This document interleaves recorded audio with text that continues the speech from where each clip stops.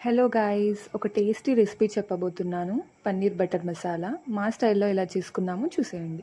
ముందుగా కాజు and Musk melon seeds ఒక half an hour పాటు నానబెట్టుకొని పక్కన పెట్టండి. తర్వాత టొమాటో, ఆనియన్స్ చిన్న చిన్న పీసెస్గా కట్ చేసుకొని గ్రైండ్ చేసుకోండి. ఈ గ్రైండ్ స్మూత్ పేస్ట్ లాగా చేసుకోండి. ఇవి కూడా పక్కన పెట్టేయండి. ఇవి హాఫ్ అన్ అవర్ నానిన తర్వాత మన కాజు అండ్ సీడ్స్ కూడా అది కూడా పేస్ట్ చేసి పక్కన పెట్టేసేయండి. తర్వాత స్టవ్ పైన గిన్నె పెట్టుకొని బటర్ వేయండి.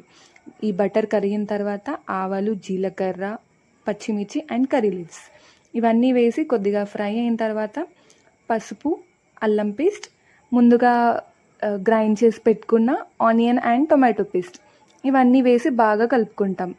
కొద్దిసేపు అయిన తర్వాత చిల్లీ పౌడర్, సాల్ట్, జీరా పౌడర్, కొరియాండర్ పౌడర్ ఇవన్నీ కొద్ది కొద్దిగా వేసుకోండి. వేసుకొని ముందుగా గ్రైండ్ చేసి పెట్టుకున్న కాజు పేస్ట్ ఉంది కదా, ఇది ఇప్పుడు వేయండి.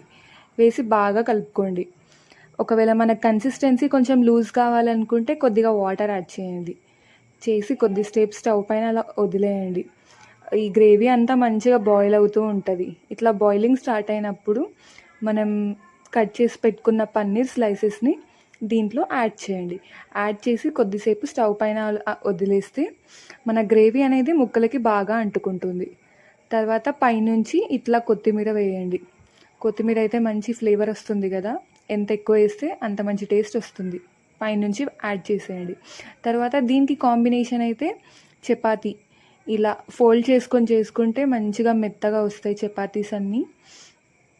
రెండు సైడ్స్ నీట్గా చేసుకొని ఆయిల్ వేసుకొని మంచిగా కాల్చుకొని తినండి. కాంబినేషన్ మీకేం నచ్చుతుంది? చపాతీనా, రైసా పన్నీర్ కాంబినేషన్కి? నాకైతే చపాతీ అంటే చాలా ఇష్టం అండి. మేమైతే మంచిగా టీవీ చూస్తూ ఎంజాయ్ చేసాం.